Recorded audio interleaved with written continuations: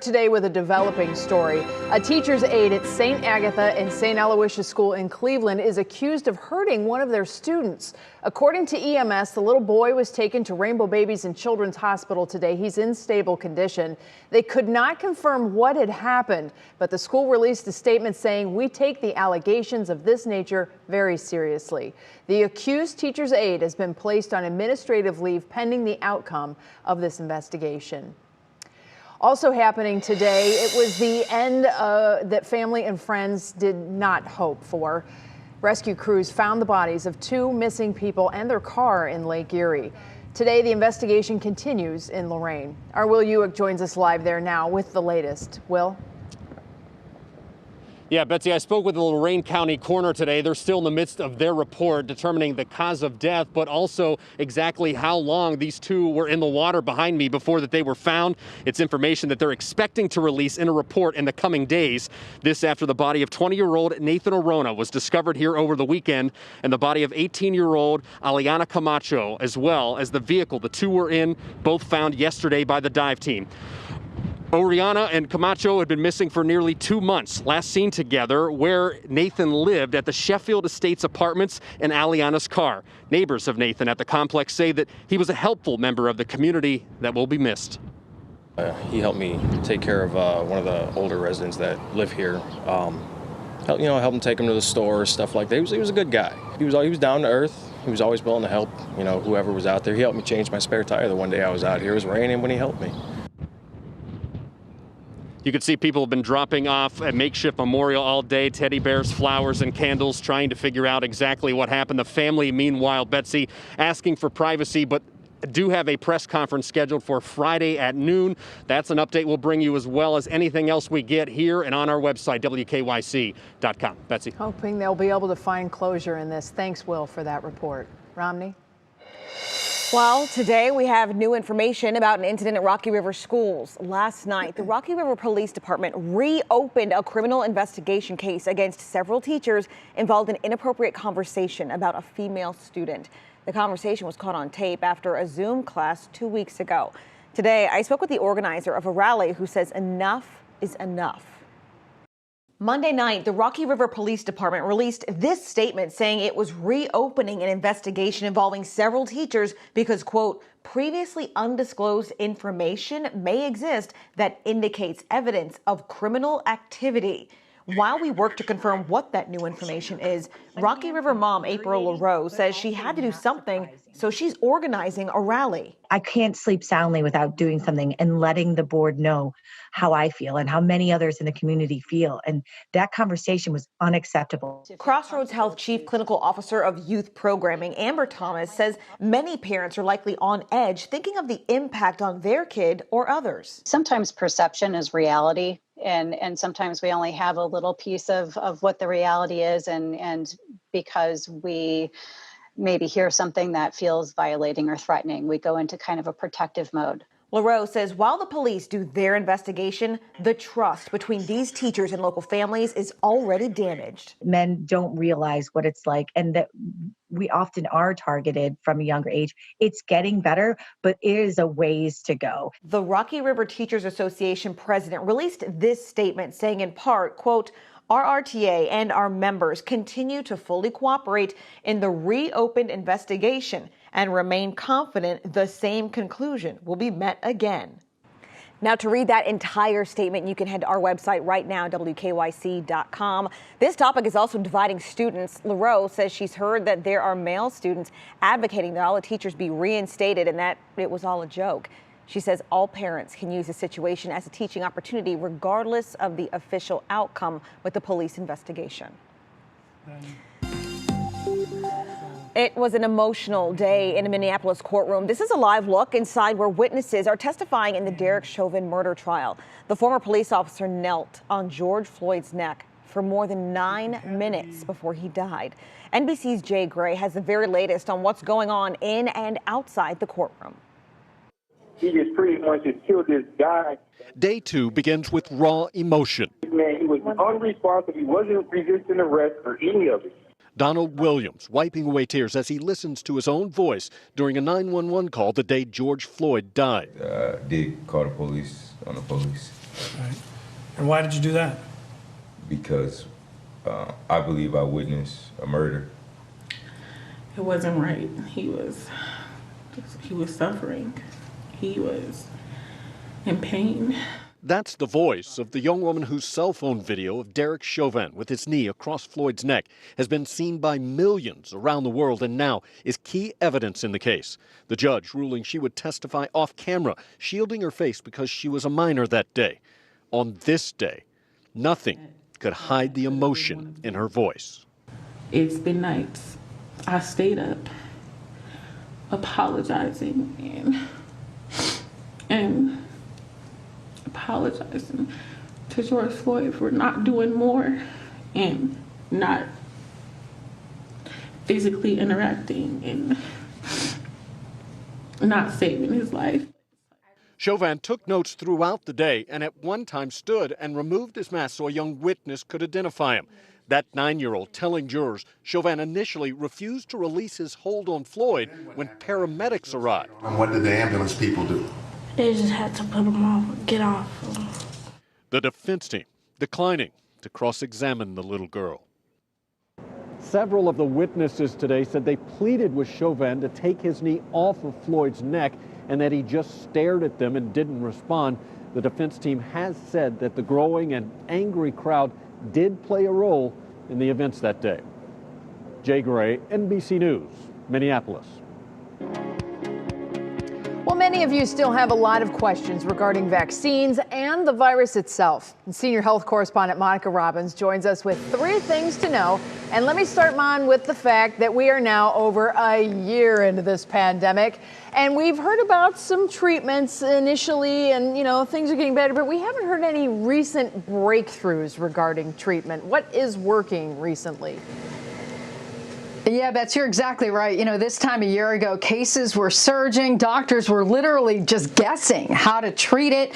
And because the virus presents in so many different ways, there's just not a cure-all for every single case. Cleveland Clinic infectious disease specialist Dr. Adarsh Bimraj helped create the latest treatment guidelines and says, while we still don't have a cure, we do have options. So those steroids we've talked about in the past, those are beneficial for people who are sick enough to need them. Antiviral drugs like remdesivir, that can help shorten the duration of symptoms, and antiviral drugs are what a lot of scientists are working on making. But right now, prevention may be the best method. Masks and avoiding large crowds, gatherings, vaccinated or not. Remember, we're going into the Easter weekend, something to think about because we're already seeing the cases go back up, Bets. Well, Monica, with the vaccine development and rollout, there's still concerns for pregnant women getting the vaccine and the possibility of the vaccine causing infertility in women. Those have been floated out there. What can you tell us? Okay, the vaccines are not designed to affect reproduction in any way. They are very, very specific. They only deal with COVID-19 proteins and do not damage our own proteins. So no, the vaccines do not impact fertility in men or in women. They are targeted treatment specific to the COVID virus. Now, research is ongoing as thousands of pregnant women already receive vaccinations, but already research is published showing the vaccine is safe and effective and may also pass antibodies onto the fetus. Still, this is a discussion women must have with their doctors because their risk factors have to be considered. And COVID is dangerous for pregnant women. I just talked to a Cleveland Clinic doctor about why she chose to get the vaccine back in December before delivering her baby. My husband and I are both physicians, and I think our biggest worry was that something that we would encounter doing our jobs would put our baby at risk. And so for me, getting the vaccine was actually, it felt like a breath of fresh air because I felt like it was the first thing I could do to really protect my baby. You can hear more from Dr. Lair and Dr. Tosin Goji about the things pregnant women need to consider before getting the COVID vaccine on Find Health Yeah with Monica Robbins, wherever you get your podcasts. I dedicated an entire episode to this issue. So all you got to do is download it. Please subscribe as well, Bets. Back to you. Of great information for us. Thank you so much, Monica. Have a great evening. Romney? Sure. Still ahead, a new fitness tracker to help improve your behavior and your health. Why the new piece of consumer tech is getting some renewed attention. Plus, Mark Wahlberg. Marky Mark. He's got his hands full. We have an inside look at a new docu-series that's coming out soon. And of course, you may have noticed the wind out there. A little breezy today. We've been clocking gusts over 40 miles per hour. Matt, can we say that these are the winds of change? Yeah, Betsy, that's a really good way of putting it. The CSU cam's been rocking all out afternoon, and you can see some of the high clouds that are going to start to work in here off our next weather system. But let's take a look at your outdoor dining forecast tonight. If you have plans outside anywhere that you're going, we are looking A-OK. Just hang on to that menu as you're out and about, because the wind will continue, warm air will continue, and then things change. We'll talk about what those changes are and fast forward to a nice looking pattern next week. All that coming up in the forecast. Nice weather means eating outside. You know what? Vegans love brunch too. Fortunately for them, there's Cleveland Vegan in Lakewood. Our Save Our Sauce feature this evening. It's a haven for clean eating diners all across the region and serves as a mini grocery store too. And our Doug Tratner made a whole list of the best brunch spots up now on WKYC.com/Save Our Sauce.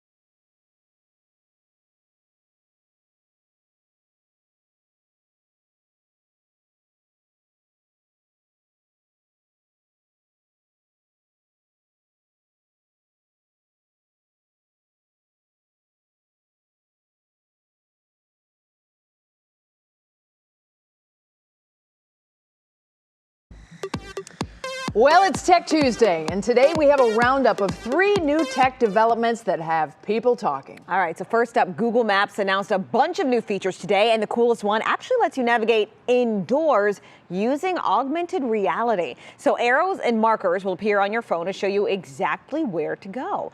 This will come in handy, especially at those huge airports, whether you need to find your gate or track down a place to eat. Now, the app is also adding a feature that will give eco-friendly driving routes as well. These features are expected to roll out over the next few months, so be on the lookout. Also, sticking with Google, remember when health experts told us to, quote, not Google our symptoms, and we all did anyway? Well, new research suggests that the internet could actually help reach an accurate diagnosis. So study participants were told to imagine their loved one was dealing with certain symptoms. They were told to Google the symptoms and give a diagnosis. Well, researchers found that people were slightly better at diagnosing cases correctly after an internet search.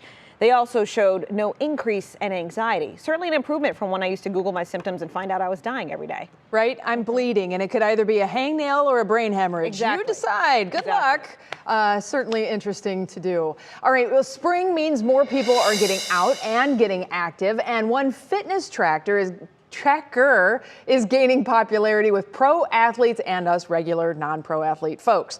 Whoop is designed to change behavior and improve health. It tracks your heart rate and other metrics, but unlike Fitbit, Amazon, Apple, and others, Whoop does not count your steps, so whoop whoop for whoop on that. Instead, it logs your sleep, recovery, and strain. Strain is a measurement of cardiovascular load, so we're looking at elevated heart rate for periods of time and calculating strain as a result.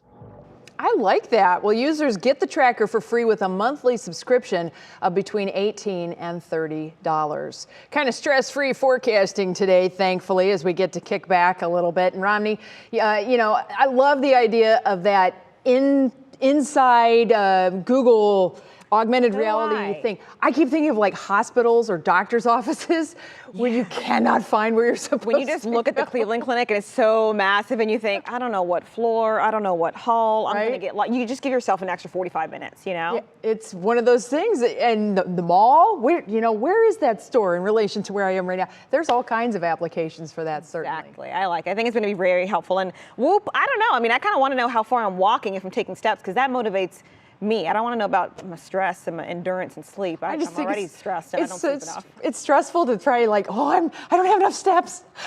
But then you do it. You walk around your kitchen, you're like, I need 300 more steps. Here we go. All right. We're getting that exercise no matter what. Boy, I tell you, the winds of change are blowing in, and I can't help it, Matt. I'll be quite honest. As soon as I said the winds of change, the Scorpions song from 1991 popped into my head. You know, the one with the whistling? That song pops in. Sophomore year, Valentine's dance. I mean, Copley High School. It all came back to me in that moment. So please, let's move forward. I need to graduate and get on with my life. Yeah. Absolutely. Listen, Betsy, you enjoy your moment, all right? I'm just a couple of years beyond that. I don't know if I really know that song. I'd have to hear it a couple times. That's okay. No, you don't want to hear it. That's the whole point. Go ahead. Just take 2 minutes and 30 seconds and go ahead and go back to prom for a little bit. I'll handle the forecast and we'll send it right back to you for sure. Romney, if she starts dancing with you, just make sure that you call the professionals in there. All right. Let's take a look at your outdoor dining forecast. As promised, a gorgeous night to head on out and get a bite to eat outside, socially distant, of course. You can see you're going to have to hang on to the menu. Reason why we've got windy conditions all across northern Ohio. Temperatures in the low 70s. Boy, it is just beautiful any way you slice it.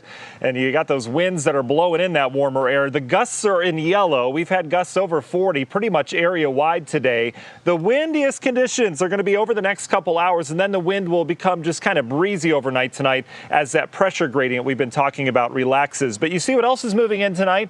Yeah, we've got rain. That's arriving with our next changing weather system that'll move in here. And boy, this one's going to bring some big changes. You can see it's a cold front stretch from Chicago down towards areas of Texas. The lines, or those isobars of equal pressure, you can see are really tightly packed today, but they're going to start to ease over the next couple hours. And then we're going to flip to the other side where we bring in a colder wind. But look at the warmth out ahead. It is a springtime map here with cold and snow in areas of the northern plains. And there's some of that rain. This will actually start to fill in on radar, so it may not look like a whole lot right now. But tonight we're going to get some pretty good downpours, and those will last through your morning rush hour. This front's going to do wonders for our temperatures. Today, 70s and sunshine. Look at the contrast just a mere 48 hours later. We're talking some snowflakes on Thursday and temps that are stuck in the low and mid 30s. Here's how we get there. Your National Design Mart Hour by Hour forecast. Look at this. Midnight tonight, we're still in the 60s for many of us. We should stay dry until about 2, 3, 4 o'clock in the morning, and then we're going to deal with some pretty good downpours. In fact, you see that line that develops there. That's the actual cold front where we're going to see that wind of change and the temperature drop. So tomorrow morning, some leftover showers, but notably colder. We'll be in the 40s. And then tomorrow afternoon, I do think we dry out for a period. We may see some peaks of sunshine between this and our next wave that moves in. But you can see by Wednesday night, we're bringing back not just some rain showers, but more notably some snow showers, and they're coming out of the north. Not a big deal. Not expecting a lot in terms of accumulation out of this. It'll be mainly focused higher terrain east of Cleveland, but it's one of those things we have to keep an eye on. Some of these March storms can sneak up on you. Union Home Mortgage 7-day forecast 35 on Thursday, but look at the rebound this weekend. We're going to set the stage for a picture-perfect stretch of weather that'll take us through your Easter Sunday, through your Tribe home opener, and then next week looking mild as well. So we talk about the many road bumps that we have this time of year. This is certainly just a road bump because we're going to get back to the high plains once again when we're out of this. Betsy? That's right, those winds of change. That's all I can do. I know. Sorry, Jen Lehman, one of our production crew, is in here giving me this stank eye right now. A little mad about the earworm. All right, Matt, thank you so much. You got to Google the song. It's just fantastic 90s music. All right, coming up on What's New, new music from country music legend Blake Shelton. Details on the studio album. That's coming up next in our pop break. Plus, dogs' instincts are pretty spot on. Wait until you hear how this pup responds to his baby sibling crying. That's ahead in our Worth the Watch.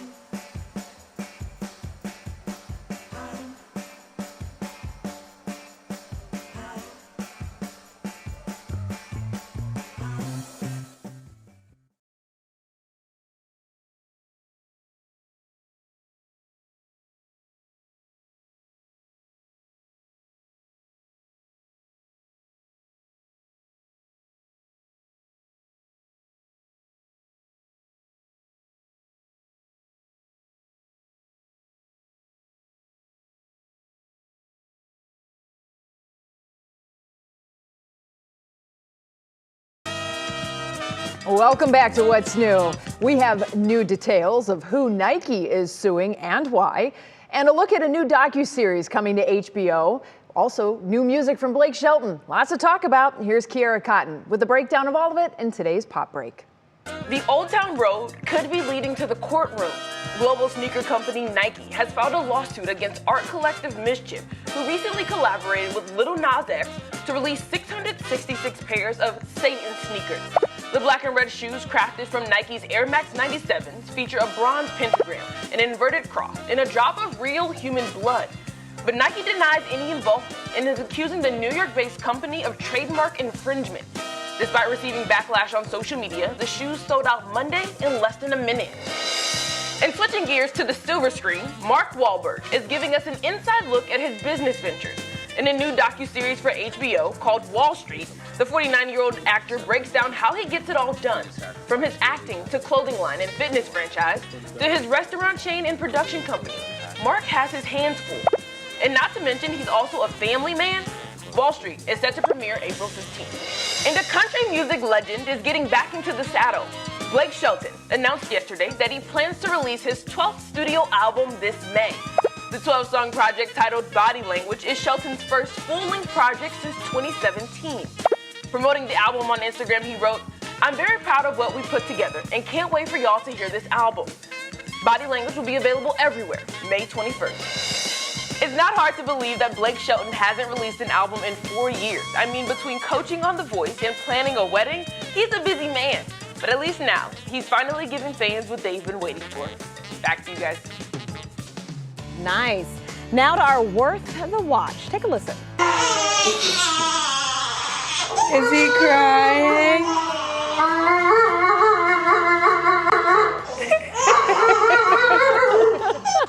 Okay, so that's newborn baby Colton alongside the family dog Bella May, and every time baby Colton cries, the dog cries too. Their mom posted this on her TikTok account saying the pup is probably thinking, "Mom, do something, shut this little human up." The video has more than 960,000 likes, and I bet Betsy it will pass 1 million soon. Oh my God. He's probably so Just startled. looking at the dog says everything. The dog's like, what have you done? Look at the ears flopped over like, I don't know about this one, Mom. I don't know. This makes me so sad. Oh, everybody will get used to it. I promise Colton won't always be crying, and there's probably some table scraps The laughs for will you come. someday. Good things. All right, well, let's take a look at what's coming up in the 5:30 half hour of today's What's New. A massive fire breaks out at a Sandusky County recycling facility. What we know about the blaze as of now. Plus, our Jim Donovan speaks to Indians manager Terry Francona ahead of opening day next week as the countdown to the season is on. And routine reset. As we all shift back to normal following this pandemic, our kids' daily lives are changing too. What a local psychologist has to say about how to best handle anxiety and some possible struggles ahead.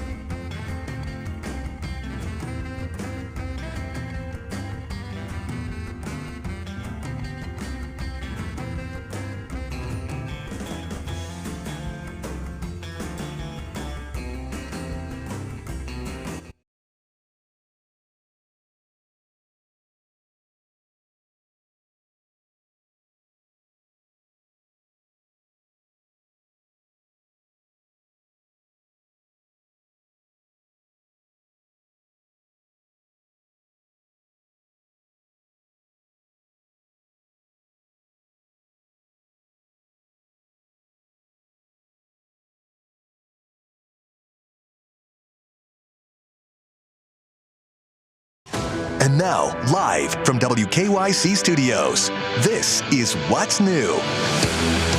Welcome back, everybody, to What's New at this 5:30 half hour. I am Betsy Kling. Romney Smith back in for Jay today. You get to stay with us for tomorrow, too. Very happy to have you along. Thank you. Always fun, especially when we have a lot of news to get to, and I got what I wanted today. Okay, so let's get you caught up on 3 things you need to know. First up, today is the second full day of the murder trial for former police officer Derek Chauvin. More witnesses shared their emotional memories from the day George Floyd was killed, reliving 911 calls made last May. Chauvin took notes throughout the day and removed his mask so a 9-year-old witness could properly identify him inside the courtroom. The defense team declined to cross-examine her. The trial will continue tomorrow and is expected to last up to 4 weeks. A Boulder police officer, Derek Talley, was laid to rest today. The 51-year-old was one of the 10 victims who died in the mass supermarket shooting last week in Colorado. Officer Talley leaves behind his wife and 7 children. Closer to home, we're keeping an eye on developing news from Sandusky County, where a very large fire broke out earlier today at a recycling facility. Multiple fire departments from 3 different counties responded to get the blaze under control. The facility stores and recycles wood pallets. Thankfully, there are no injuries to report, but no cause for the fire has been released. However, the owner of Keegan Enterprises in Clyde calls the fire suspicious because this is the second fire to break out in the same place since October. Well, now to our top talker, and the countdown to the Indians' home opener is at just 6 days, and we are so excited to have fans back inside Progressive Field once again. But before the home opener, the Indians start their season on the road in Detroit. And now, everyone, it is my great honor and privilege to invite to the big show the one, the only, the man who's not a myth, but he is a legend. Yes, it is our own Jimmy Donovan. And Jimmy, I think I speak for all of us when I say we are so ready for baseball season to get underway. You know, I'm ready for baseball, but if you want to keep going with that introduction, that was great. Keep it going. I could go on for hours. Wait, I'm getting a hard rap. So I have to toss it to you, unfortunately. All right.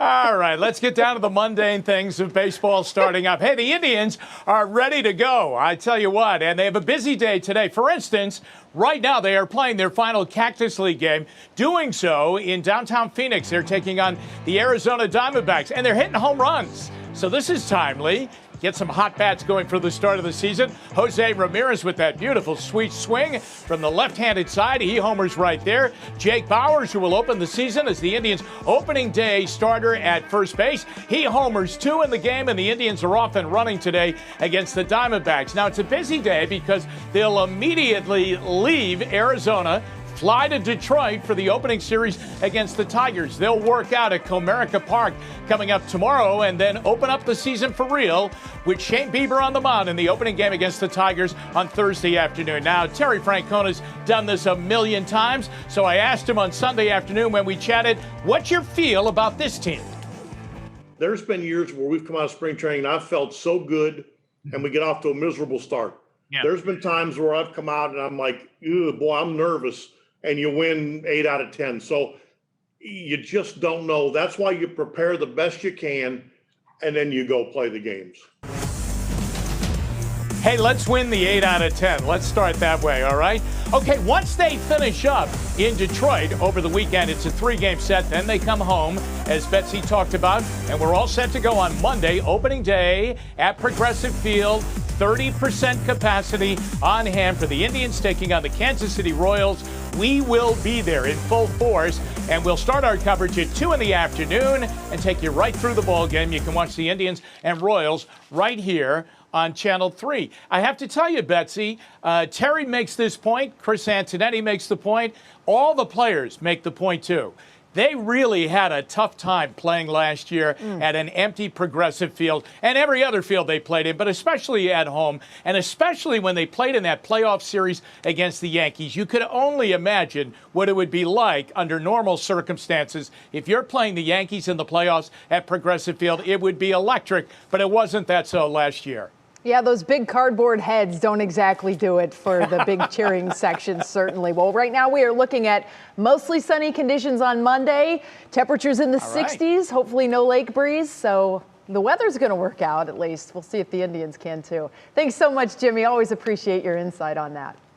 Well, still ahead for us good here. to see you, Betsy. You too. Still ahead for us here on What's New. New dates have been set for Cuyahoga County Fair's return this summer. How you can get in on the fun early. Then, returning to the office won't just be a big change for you, but for your kids too. We have some tricks to help them return to their normal routine. And Matt, anything going on besides the sun and more sun? Well, I'll tell you, just gorgeous tonight, Romney. This is a picturesque look at Progressive Field right now as they're getting the grass ready, all sorts of things that they have to do before the game. But the weather has been on our side. You know, opening day across Major League Baseball is Thursday, and that's going to be one of the cold days with some snow around here. So what timing on that? Thankfully, we're not starting at home. We've got some changes of our own in the forecast. We'll take you through those when we return. Hi, Emmy.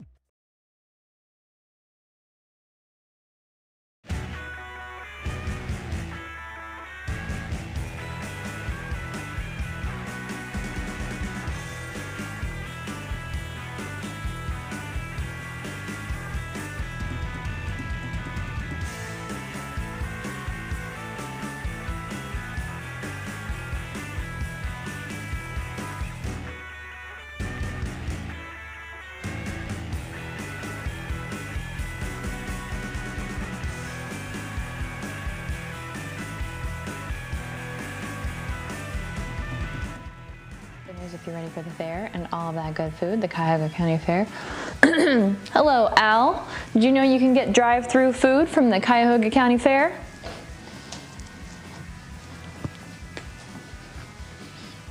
Yes, you can. And early.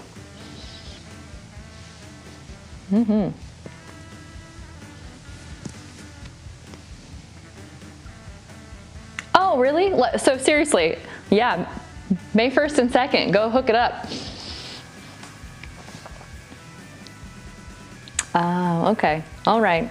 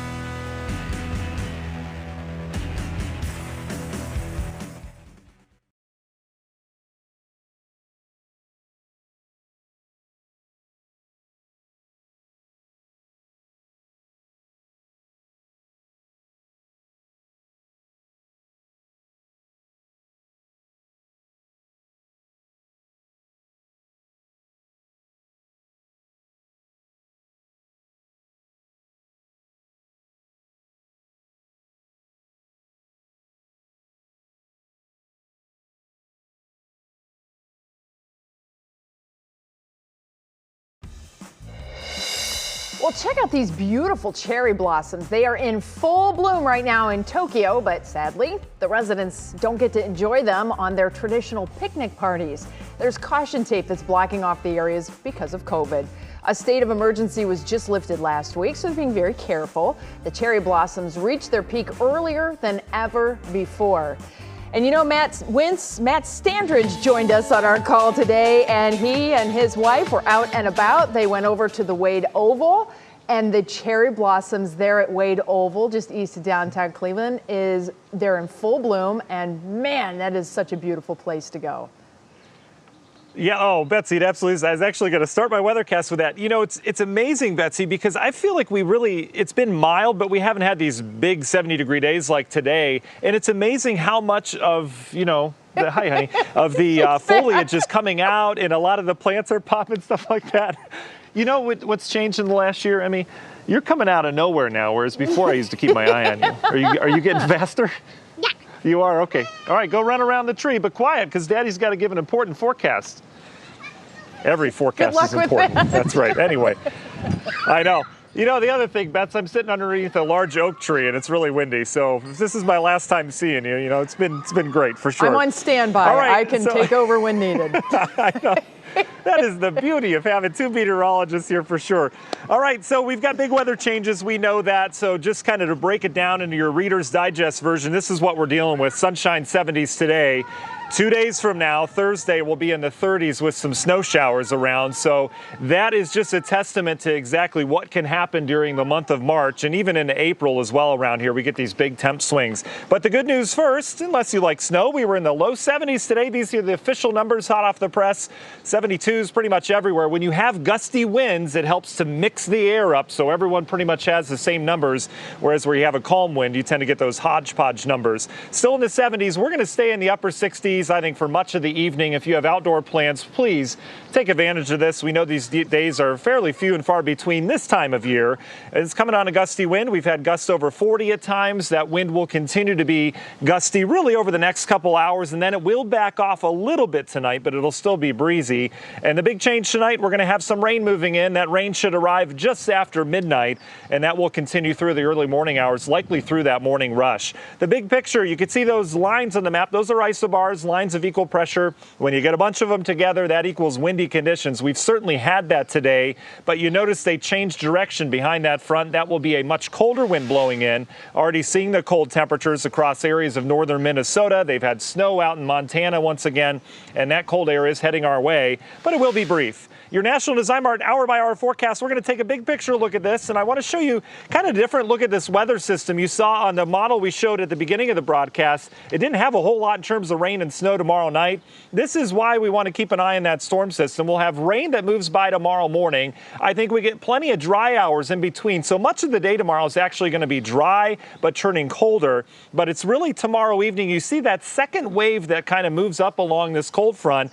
That's the one that if it heads a little bit further west, we're going to have rain changing over to snow tomorrow evening. My gut tells me that we're just going to have to watch the state line, and that's what we kind of talked about earlier, for perhaps some snow tomorrow evening. But again, we'll have to keep an eye on the exact track of that low tomorrow night because we could have some wet snowflakes across a good portion of the eastern half of the viewing area. We all get some snowflakes around here Thursday. Doesn't look to be a big event, but we're bringing very cold air across that lake, so we'll likely have flakes flying. Could see maybe a coating to maybe an inch or two out east in the higher terrain. Bottom line, it's just going to be a lot colder, but we rebound quickly. Big old high pressure sets up Friday, and that will set the stage for a gorgeous weekend around here. Your Union Home Mortgage 7-day forecast highlights that. Falling temperatures tomorrow, much of the day will be in the 40s, 35 with snow showers around on Thursday, and then the rebound begins. Cool Friday, warmer for Easter Sunday, and that sunshine continues for our Tribe Home Opener. And we talked about it earlier. At Tribe Home Opener, we're going to have light wind around, so we could deal with that lake breeze and just how many feet that lake breeze gets in on shore. It could be a cold progressive field or a warmer progressive field, exactly where that lines up. Yeah, I know. We've had days where it's like 48 degrees at Burke Lakefront Airport, and it's in the 60s at the ballpark. It's all just a matter of how far in that cold air gets. So everybody look north and keep pushing it back. That's our only defense. There you go. All right, Matt, thanks so much. Go play. We'll see you back here on Front Row at 7. Romney? Well, it's time to see what's clicking in Cleveland. And for that, of course, we bring in our digital anchor, Stephanie Haney. Good afternoon. Hello, Romney. Hello, everybody at home. You know, we now know that defensive end free agent Jadeveon Clowney was visiting with the Cleveland Browns last week. And as the team continues to shore up the defensive line, here are 3 reasons why the Browns should sign him from our sports analyst, Ben Axelrod. First, we need him, or at least some defensive end, because Olivier Vernon is now a free agent and he also tore his Achilles at the end of last season. Second, Clowney is a solid player. Pro Football Focus ranked him 1 spot ahead of Vernon last season as the number 19 edge defender. And third, Clowney could go for kind of cheap as far as NFL players' salaries go. Spottrack.com projects Clowney can pull a 1-year, $6.5 million contract, which would be a bargain. All right, if you're excited for the fair and all that good food, here's good news for you. The Cuyahoga County Fair has set dates for the summer, and those are August 10th through the 15th. And if you can't wait that long, there will also be a fair food drive-through at the fairgrounds in Berea. That's on Saturday, May 1st and Sunday, May 2nd from 11 a.m. to 7 p.m. I am putting that in my calendar right now to get my elfin ears and funnel cakes extra powdered sugar, please. And we know lots of you were out there enjoying that sunshine today. Here's proof from one of our viewers. This is Addie, a 9-year-old black lab, and she belongs to Julie Jameson in Chagrin Falls. Now, Julie says that Addie loves walks and catching rays by the water, and they both got out to do that today. Now, I hope that all of you watching at home got out to do that today. I hope you did too, Betsy and Romney, because as Mr. Matt Wintz was telling us, when I saw that 30 degrees on Thursday, I started turning my heat up already because that is cold. Oh, yes, yeah. Extra long dog walks today. Well, you two are the ones in our entire newsroom. Both of you are guilty of having your thermostat set to 78 degrees during the winter? 75, not that 76, 76, come on. You just gotta be comfortable, Betsy. I'm from the South. I want to feel like it's warm inside, like I'm home. So, 75 it is. Oh, Winston would take nothing less. It's all about the puggle. Oh, that's true. Okay. Power to the puggle for sure. Thank you so much, Stephanie. We'll see you back here tomorrow. Special invitation for you guys. We would like to invite you to join us tonight for a live discussion about the role of race in the ongoing Derek Chauvin trial and the death of George Floyd. You can join Dave, Dino, Dina Talley, and myself on WKYC.com, the WKYC app, and our Facebook and YouTube pages. Pick a platform.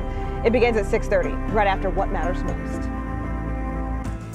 Coming up next here on What's New, your kids might have a difficult time when you transition back into the office. Our experts are here to help us all reset our routine and help kids readjust to normalcy. And we know that Woody will always be there for his little human, how zoo workers helped him find his way back home. And today is Celine Dion's birthday, so my pop quiz question is, how many siblings does she have? Is it 3, 7, or 13? The answer when we return.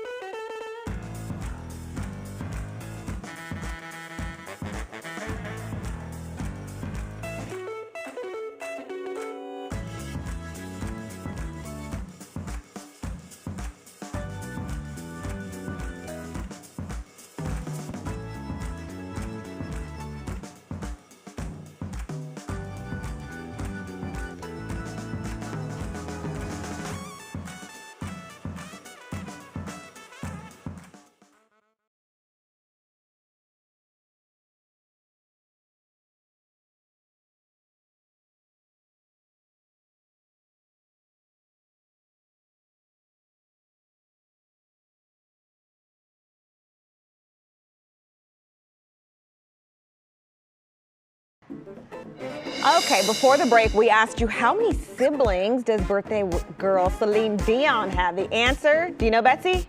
You told me. I was stunned. Yeah, it's C, 13. She's one of 14 children in her family, and she started singing when she was just 5 years old. Now, I don't know if any of her other siblings are vocally as talented as she is, but I just kind of love a big family. I have 4 brothers, so I like that idea of a big family. That's a big family. Yeah, she's got a supersized family. That's like bigger than Brady Bunch big family. True. Wow. Well, I tell you what, moving forward here, it's kind of an interesting thing, right? We've all been adjusting to new normals. I think we're on like the 6th generation of new normal now since the pandemic began. And as businesses and companies open back up, parents are going to be heading back into work. And that means kids will be headed back to full-time care situations and having to readjust again to whatever mom and dad is doing. In this case, it's not being 24/7 presence. It's kind of been comforting for a lot of parents, but in today's Routine Reset series, Maureen Kyle talked with psychologist Dr. Kim Bell about the best ways to transition and what warning signs may show up that a kid is actually struggling. It's something kids got used to, but now parents are headed back to the office and kids are headed to daycare or school, and separation anxiety can hit our little ones hard. Dr. Kim Bell with the Hannah Perkins Center says for younger children, they only know we disappear during the day, but showing them what we do can help. You can create a book of your day, of mom's day, dad's day.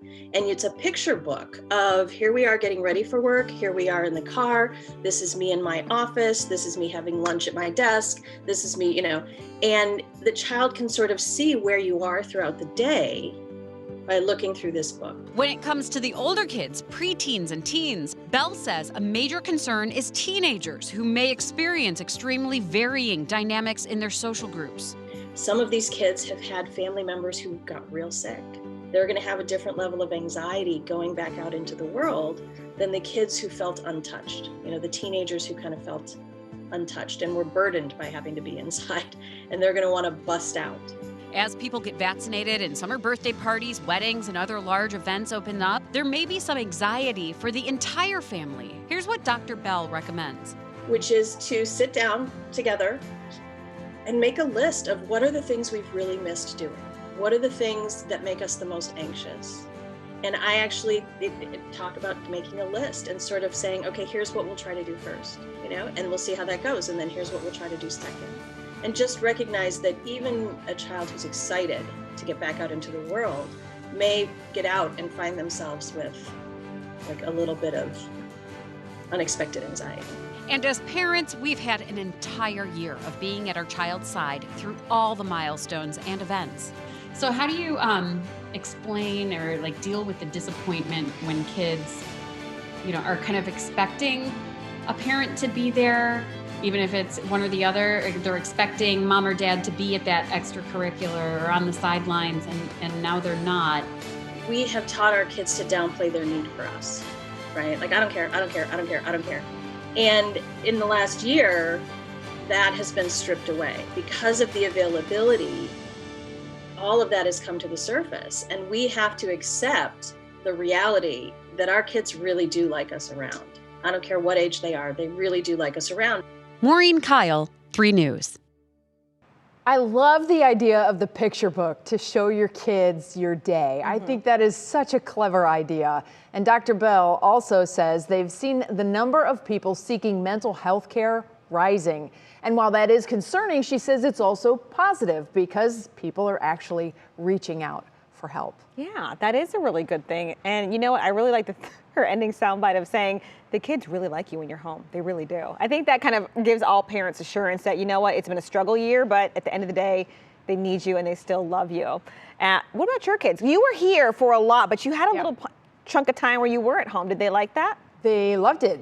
For the first time in their lives, I had dinner with them every night and I put them to bed every night. That was literally the first time in their lives. Wow. So we had 4 weeks, I think, where that took place, and it was pretty cool. It was really good for me, too. It will be a big transition, though, when so many, millions of parents go back to work and the kids say, wait, you're gone? And then they have to admit that they really do like mom and dad. Well, they do it grumbling.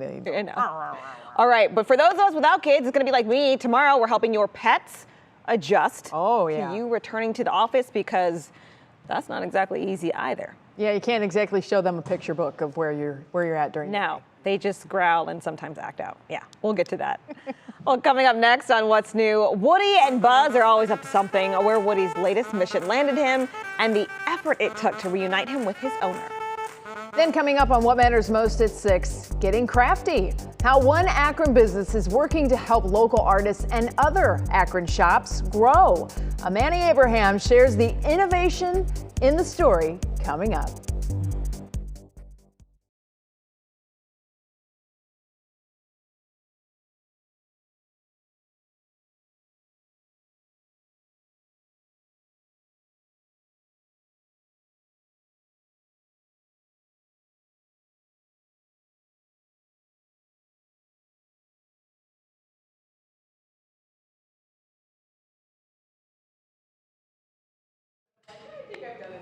Hey, Al.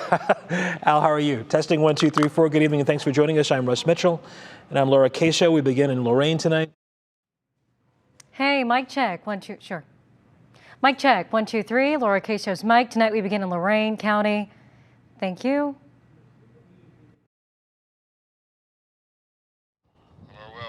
We're here. Gotcha. Check 1, 2, 3. 1, 2, 3. 1, 2, 3. We're still out in Lorain on this pier. Yep.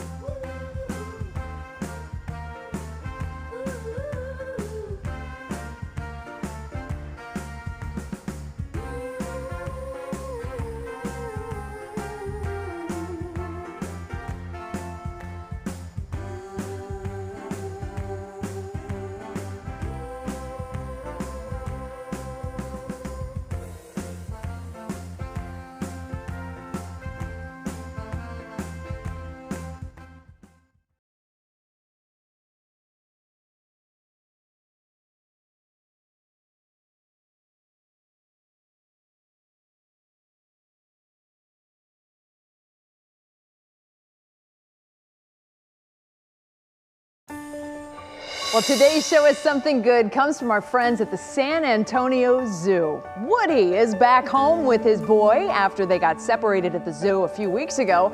While he waited for his owner, zoo workers showed him around. He visited the dinosaurs and flamingos and some other animals.